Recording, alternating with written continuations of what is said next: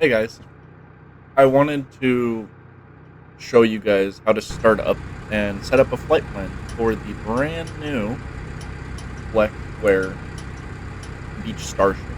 Don't worry about the 737 at the moment. This is the brand new Beach Starship. You're gonna get it somewhat in a state like this when it first spawns. Of course, the door may not be open. So first, we can't actually go flying yet. We're gonna have to go outside first. Okay. Now that we're outside, we gotta take off. We gotta take off the mosquito cover. Boom. Gotta take off the ear pins. Then you have to that also takes off these ones. There's ones here too. When you press one, it takes them all off. And the gear will not retract if you leave the gear pins in. So remember, take off the chocks. Go around the wings, around the GPU.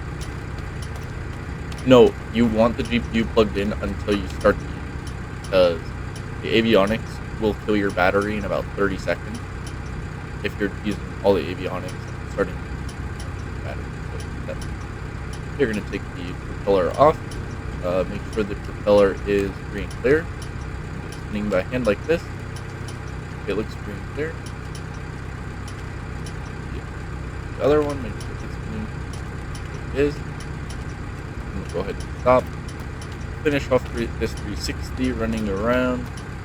Control the boots are out. Everything's out. And then we'll go back up. Lock the door. And we'll jump in. And you can go ahead and shut this door. You can either click the handles here or the little knob on the door. You guys actually can't see my mouse, so there it is. Okay, let's go into the cockpit. So, this is the cockpit. It is quite complicated, and this video won't be comprehensive because there is things that I haven't found yet. I've done three flights in this since I got this, and this is the things that I've learned. Okay, so the first things you're going to want to do is once you have your GPU connected, which you click the tablet right here, and hit external power. Make sure your fuel is good, left engine, good, electric cabin. This will be important later. Well, not too important, but mainly you don't want this area or this area exceeding 100 Celsius. If it goes too hot, it'll be red and your avionics will start to overheat and they'll say like temperature warning and then they'll go black. So you don't want it to overheat, and you keep it from overheating by turning these cockpit blowers to high and high.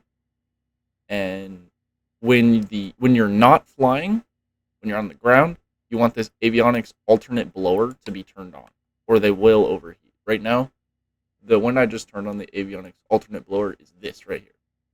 So I click the battery on, external power on, battery on, boom. You see this? They all three start spinning. This is the alternate avionics blower, and that will keep this area cold. Because once you turn this avionics on, you'll see they'll get hot. I'm gonna turn it on now, and then you want to press all four of these switches right here. All four of them. The fourth one is the gyro. So give it a second. It's actually already stable, so that's good. Sometimes it's not stable. Like if you just spawned it, it's not stable. I just finished the flight, so it's still stable. But now it's stabilizing. You wait for the AHRS, and you can see it's already heating up quite a bit. Okay, so some notable things about this is here you have your airspeed indicator, obviously, and this little knob here. This is your airspeed reference. So it's for if you want to do like a constant speed climb for the autopilot, you put this to where you want, and then you go over here and press IIS. But for an approach, you want this set to your V approach speed, which for me, I found it's about 110 to 120 knots. It really depends, and you'll figure that out with the engines. The engines are a bit finicky. They're turboprops, so you have to lead the throttle. They don't have instant power like this, so it's a bit difficult use it. But you'll see, I'll show the takeoff for you guys, and then we'll cut the video, because if not, it's going to be long. I'll just show setting the flight plan up, which actually, this is the MCU right here. This is all it is, and then you have this little joystick, which this joystick, I'll see if I can use it for you guys. It may not let me, but I'll show you guys the basic. It's pretty cool. I actually like this more than, say, like the A320. It's more useful. You can use the format here, change this one however you want. You have artificial horizon, and notice if you see this F and S and this green box. If you set this airspeed reference, you can turn it off, and it'll turn on. If you turn it on, it comes on. Because this is the airspeed reference indicator, right? The ARI, I guess. So what you're gonna do is when you're flying, or really it's for approaches, but you want to keep this green box in the middle like a glide slope. But it's for your speed. So if it goes too slow, like you can see right now, it's to the S. Why? Because my reference is 100, and my airspeed is 0. So it's kind of, it's saying, hey, you're going too slow, but it doesn't. I mean, it obviously, hey, you're stopped. It just knows the airspeed is not 100, and it's not above 100. So let's see if I don't know if I can put it. No, I can't put it below 100. So you'll see when we take off, if I leave it at 100, this is gonna start. It's gonna go up to the past the F. Okay, so we covered the VOR. This is the standby VOR. I'll show you the other one. You can't see it right now. This is the airspeed. This is artificial horizon, and it shows the height above ground level, and an indicator. I think it shows up like 2,500 feet or 1,500 feet maximum. Then you have the altitude indicator. It's strange, but I'm getting used to it. So you see we have set 500 feet for the altitude select. You can select it any number. For this, I'll use 2,000 feet. I'll set it later for the departure, but just for an example. And then you have this. You have obviously this. There's no longhand for the altitude. So there's no hundreds of feet. There's only thousands of feet. Or sorry, the opposite. There's no thousands of feet because it's on this dial. So right now we're at about 120 or so feet, which is this. This is what it says. Because we're here at Relaton, and we're right. You can see the ocean right there. I can't even believe we're at 120 because it's probably because our QNH is messed up. But 1014. I don't know the conversion of that. 2994. Actually more. Okay. It's whatever. But yeah, this is the altitude. And then the vertical speed is this one inside. So if you say, and this is for this blue diamond right here, is for the altitude, or for the autopilot. So if you say, okay, autopilot, I want to do a vertical speed descent of 1,000 feet per minute. You go, boom, 1,000 feet per minute of descent, boom, VS. And it goes. You want to go up like this, and then you can max it all the way out to 6. Although you're probably gonna climb, you're probably gonna stall. At full power, this can climb at around 4,000 feet per minute. It's kind of crazy, but yeah.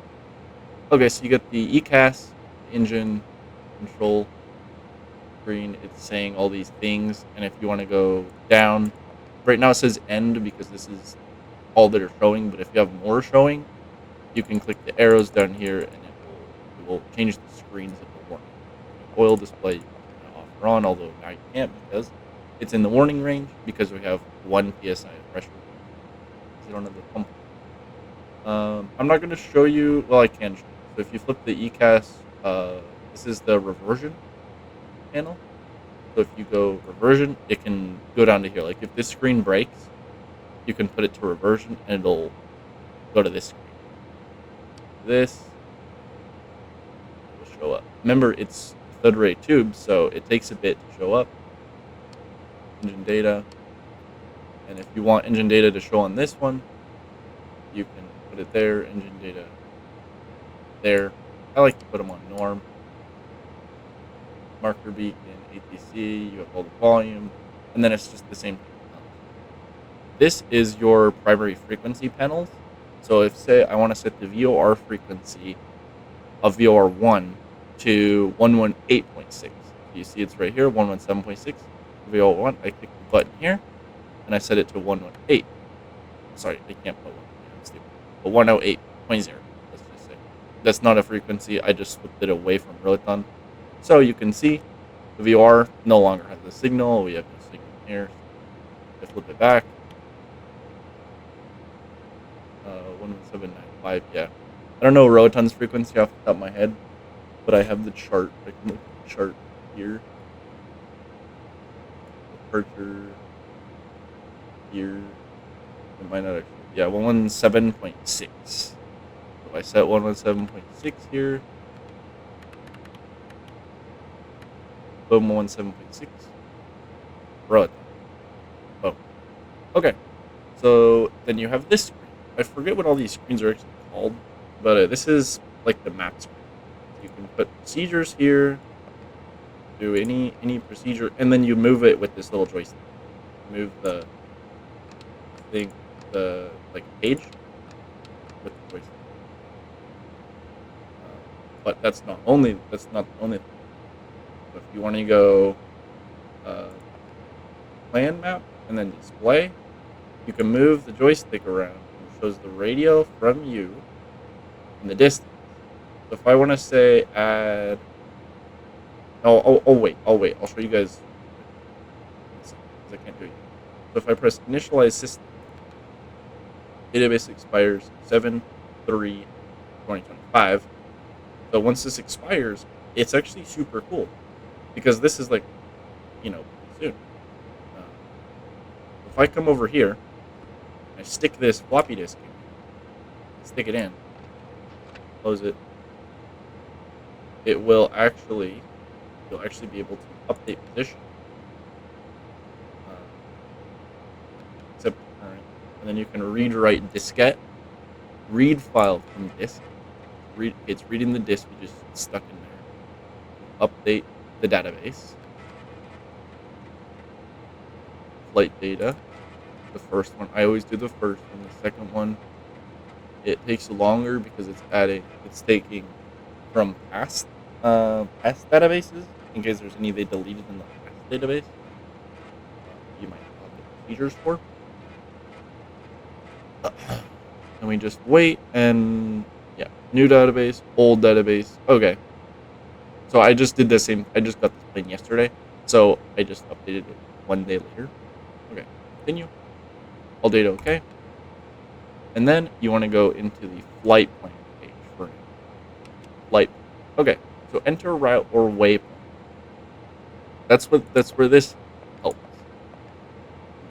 So if we go into Roatan and we move the joystick over here, we can hit enter. And it says Roatan here. So if I want like this one, E002, enter, joystick, boom, RO002, total distance 5 miles. Now that's the first waypoint. Now if I want to do the next one, 67 Golf, I can enter, boom, it's waiting, boom, I just added the next point. If I want RO7 Golf, boom, boom, and our flight plan has already been built a bunch of legs. That's one way you can do it. You can also erase the flight plan. It takes a minute. There we go. So I'll select Roatan now. Roatan, boom. To where are we going today? We're going to Cancun. So another cool thing you can do is you can press MSG. So this is Roatan to MMUN, Mike Uniform November. So that's what this is requesting. So you press MSG, and it goes from this keyboard to my actual one. So if I type MMUN, it fills the slot. Or you can do it the hard way and go M, and then you have to see it says 5, because you press the 5 button, and you press letter, and it turns to M. 5 again, M, and then you press U, 7, and then you got to press it again, T, U, and then M, MMU, N, boom, MMUN, enter, MMUN, airport, display runways. We're going to be approaching to 12 right, total distance 285. That looks fine, and you can press end flight plan. So the next waypoint, how you add the next waypoint, like the en route, departure procedure. There isn't actually departure procedures. I'm not sure why. You can only do approaches. So we can add the approach. The approach at MMUN, which one are you going to be doing? We're going to be doing the 1, 2 right X-ray. Go down, the ILS, 1, 2 right X-ray via EBMIS. Loads the approach. It adds it in here. And then you go back up because you don't want to go from Roatan straight EBMIS because that's far. And we have no GPS. We have, like, we have to follow Victor Airways. We can't, there's no GPS. So, well, there is, but it's kind of immersion breaking if you use it because it's, you can see see how hot this is now? Because we're not flying. It's super hot. We can turn on the GS430, so it's down here, which it's kind of immersion breaking, so I turn it off because it doesn't actually have it. Turn it off. Boom. Try that. Okay, so from Roatan, the next point we want to go to is RO67 Golf.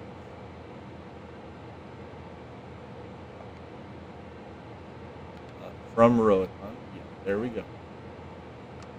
This one? Yeah, so we're going to go insert waypoint after Roatan. Press here. R067 Golf. Enter. Keyboard. Okay, you gotta go keyboard first. Wait, so it says message. Boom. RO67. Okay, from Roatan now. RO67. There it is. It takes a bit, remember. And then we go R007 Golf, which happens to be right here. So if we want to add this, we just go boom, insert waypoint after, use joystick, put it around it, press enter. Boom, it's added. Easy as it's so simple. I don't know why. It's like I love it. It's so simple. Like other flight planning software. Now, the joystick part is limited, so you like for now I can't see the next one, which is Gabix. I press here. Gabix. Enter. Enter. Boom. Gabix. Now if I go down here, go to Gabix. What's the next one after Gabix? Yorios. I don't see Yorios, so I gotta add it.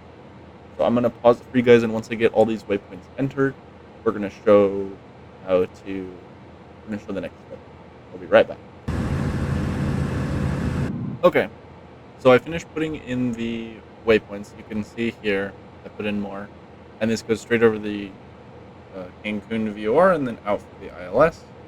Okay, so now we figured out the FMS roughly, but there's more. It's not only an FMS; it's a kind of all-purpose kind of thing.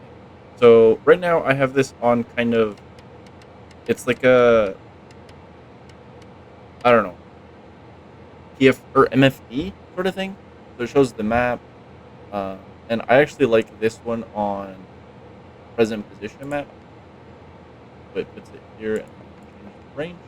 Okay, so which now they map. So there's no purpose having this like this. What I like to put it on though is I'll press HSI and this turns into HSI. Press radar, this turns into radar. If I want to change the radar, press radar control.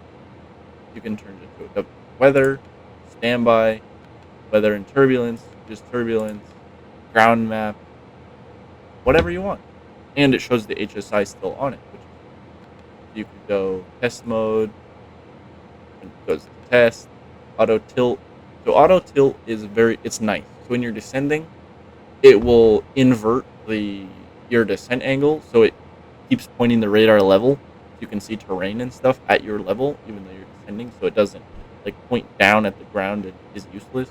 So I recommend auto tilt staying on. Nav source, VOR1, VOR2. Obviously, I only have the VOR1 set right now.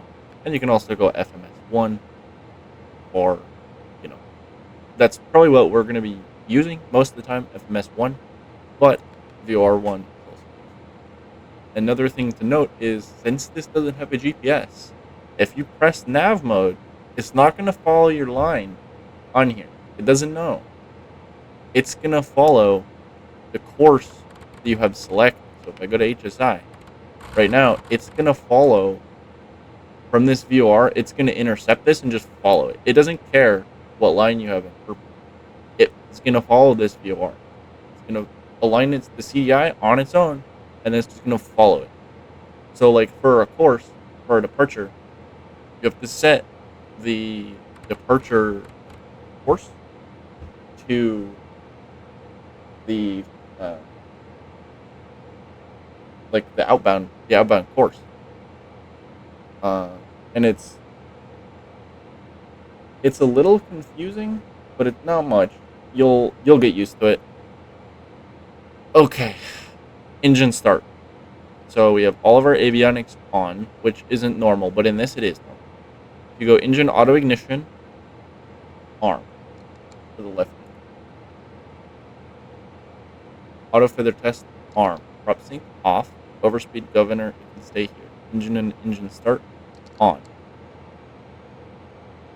Then you go here, and you watch the left engine start heating up. Once this gets to about 14, once the left N1 or the N1 gets about 14, you apply fuel. So it's at 14, and you go mixture, the first notch, and prop full. Then it'll heat up, and you see this starting spinning.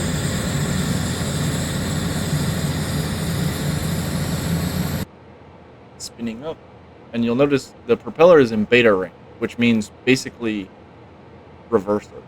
It's a sort of thrust reverser. Although it's not powerful enough to push us backwards, it's basically just an air brake, a propeller brake, sort of. It just puts it level with the air, so it creates the most drag. And right now, it's just building up pressure. Once it gets to the top of here, it'll stabilize. And now once it hits this red area, you can push the propeller up to run, condition up to run. Because right now it's on start.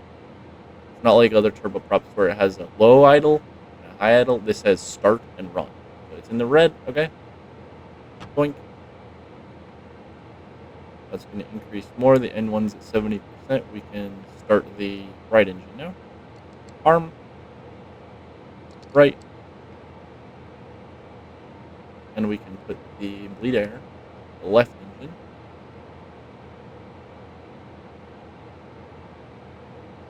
And then once we start the right engine, we can put it on both. There we go, beta pitch is good. And we're at 17. Start. There we go. If this white line, when it's starting, if it exceeds this double red dash, cut the fuel immediately, because that means it's a hot start. Also, make sure you're watching the temperature and pressures. Keep it in line. It can exceed them, but you don't want it to for very long. You'll see on takeoff, the takeoff is a bit interesting. You set the power, and then you pull the propellers back, and then you can take off. Okay, so it's good. This one's run now, and then the air both. Now notice, avionics are probably getting cooked right now. Yeah, look at that. Getting cooked, but they're fine. As long as you keep it, you'll notice when we take off, it's going to be cooler because you got ram air coming in here. And it helps if you leave the cabin cool. Right now I have it on 19 Celsius, which is relatively cool. And you can see it's pushing the air in here and cooling it off. So that's good. Looks like left engine started, right engine is nearly started. I can prop forward now. And there we go. Once they're both started and sitting there, you can put prop sync on. Left gen can go on and off. And make sure, see right now, they're on, but the battery amps are not doing. They're still at 0. You need to turn off the starters. So go to 22 volts. Then you need to hit reset and reset, and then it'll stay. And then they'll stay between 40 and 55 is good. Okay. Now our engines are started. We've got our flight plan in. I have my initial altitude set to 10,000 feet. So let's go to the runway. And the lights, taxi, are up. Nav, wing, taxi lights, wing light, nose light. Just turn them all on. Except for, yeah. And then the right. So we're ready for takeoff. You can put, yeah, don't mind that battery charge light. It's because we killed the batteries a lot, starting both engines at the same time. There. Okay. And you notice when the engine's on idle, the right and left ignition on the ECAM right here, it says they're on. It does that automatically. When it's below a certain RPM setting, because right now we're at idle, it just wants to move forward by itself. That's what it is.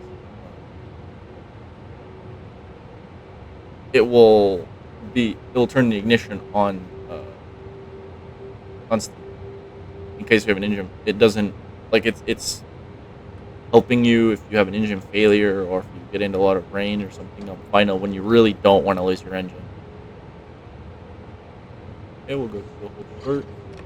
I'll just turn around right here. This has a good turning radius. Okay, runway 07 lined up. We got a few more things to take care of. You want to turn your stall warning on, and the pitot-static, they can overheat. So since there is no real icing conditions here, and it's warm, it's 19 Celsius out. So it's a little bit above standard temperature. Don't turn them on. They're gonna overheat and burn. So I guess now I'll explain how these work. So these two switches are windshield. You want them on low if you're in icing conditions, if you fly into the clouds. And up here, it'll warn you in white. It'll say icing. When it warns you, you can turn the windshield heat on, pitot-static heating on, and you can turn these on. These are the inertial separators for the engines. You can turn them on, but not right now because it'll kill your engine thrust output. Right now, because there's no air coming in, it's hard. They won't die, but these are your, I forget what these are. Vent cables. Then the last thing you want to do is, I have this pulled out because I just finished another flight and I forgot to push it back in. But you want to pull the 3 of these out. The red one, no. But the other 3 you want to pull out, which is the cockpit heating. I set the temp mode over here to auto. Make sure these are how you want them. Doesn't really matter. And then the pressure, we're going to go up to 20,000 feet. You have this. Okay. So now we need to set our departure heading and PDI to 067. And we're going via Quebec. So 067 until 1,200. Actually, I'll just leave it to 10. Be flying with manual. You set the course 1 to 067. And you can see right here the 067 and the heading. 067 here. 067. Okay. So now for the engine. We have, you also, on the takeoff, you don't want to set the flat. On landing the left one, you have one flat tip, and I can push it for you. Because when you put them down, they're upright. Now, when you put them down, you can see the canard actually moves. It moves a lot forward, way forward. It's rotating outward. See, the elevators, it actually moves backward. So when the yoke is pushed in, it moves up because it's in the front, pushing the nose down. See. Now the innards are fully out and the flaps are down. Just a little bit. So I'm going to retract this and you want to see this and see. This should be, yeah, up.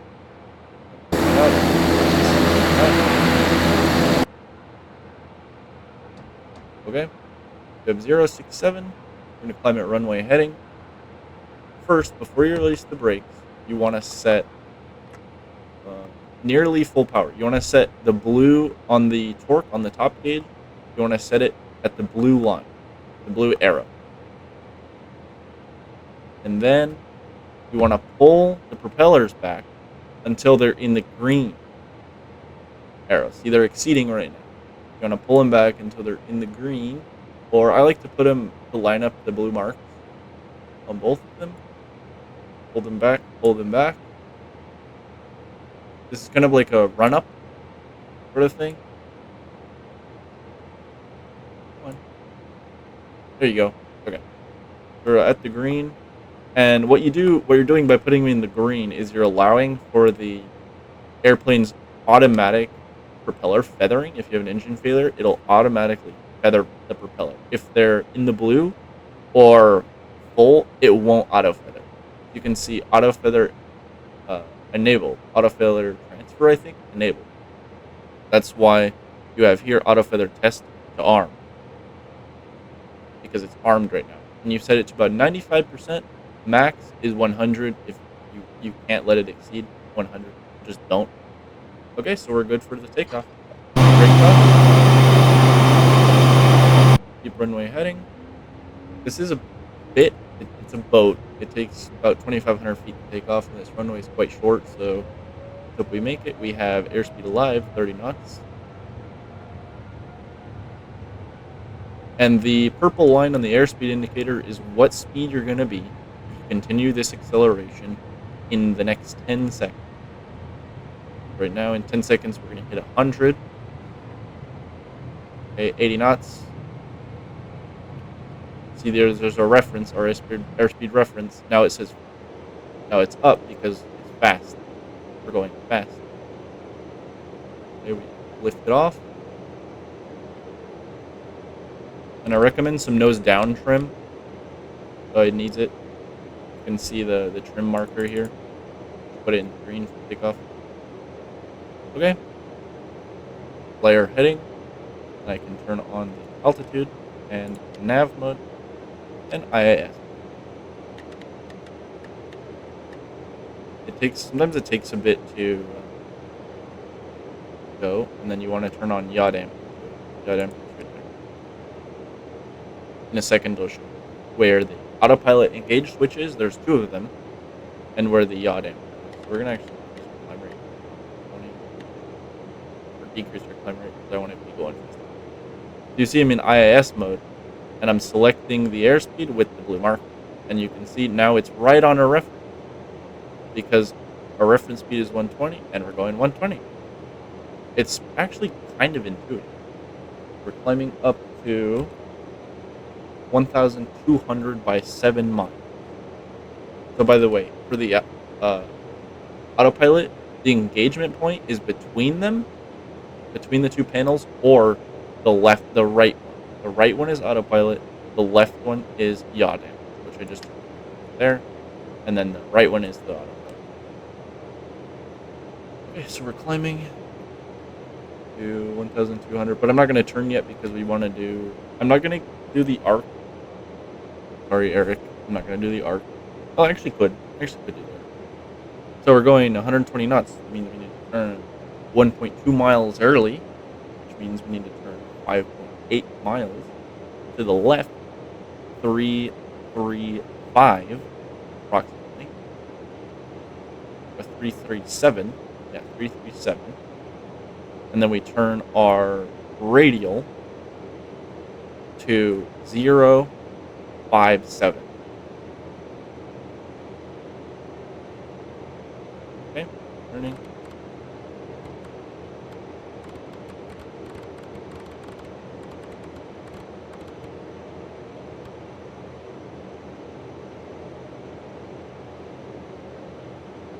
You can see in here in the map, it doesn't actually show the arc because it doesn't know. You just told it to put a line between. So I have a line from here to there. It doesn't show the arc. It just shows the line.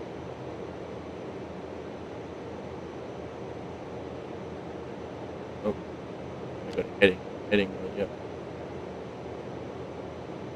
I kind of overcooked that probably. No, maybe I did it right. Yeah, good. Yeah, there you go. Alrighty, we're going into these clouds. Check here.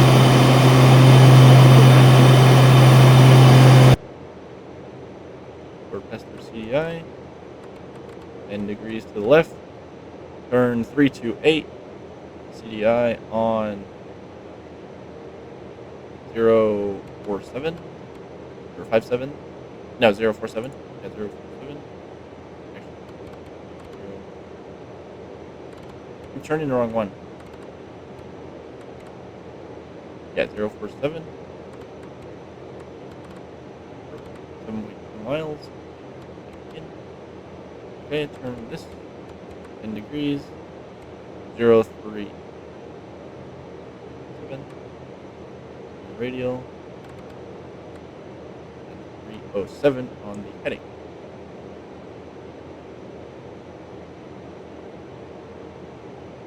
So this is the Beach Starship. You are now in the climb configuration, and for cruise, you put it at the blue for both. You can see AFX enabled, auto feathers enabled, and now you can see it's kind of cooling down. It's gonna cool down because now we have ram air. So it'll be fine. It usually sits quite hot normally, so I wouldn't worry too much about that. As long as it doesn't exceed 100, and it'll warn you on basically all the instruments. It'll warn you if it's getting too hot. If it's getting too hot, uh, turn on the alternate fan, put this to high, and then fly faster, or turn the avionics off by like hand. Okay, so we're waiting for 007 on the radial, which means we got one more turn. Also, we're at 8 miles now. Yeah, I kind of messed up that entry because I kept it on nav. I should have turned heading, but whatever. Now you can turn the radar on, and it'll show radar for whatever you have selected in radar control. But weather radar and turbulence. Boom, it shows. Turbulence is in blue, weather is in green, and yellow and red. TDI is alive, we're going to chase it. And now you can press nav mode, and it will just follow this line until Gabex.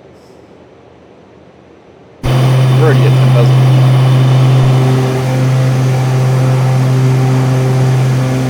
See ya, Rob.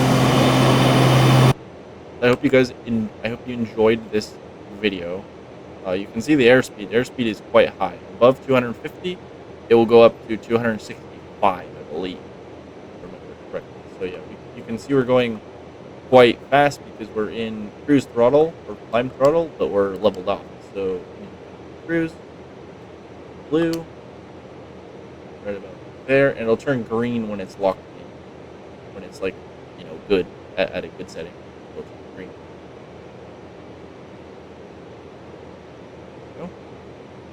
So I hope you guys enjoyed. Bye bye.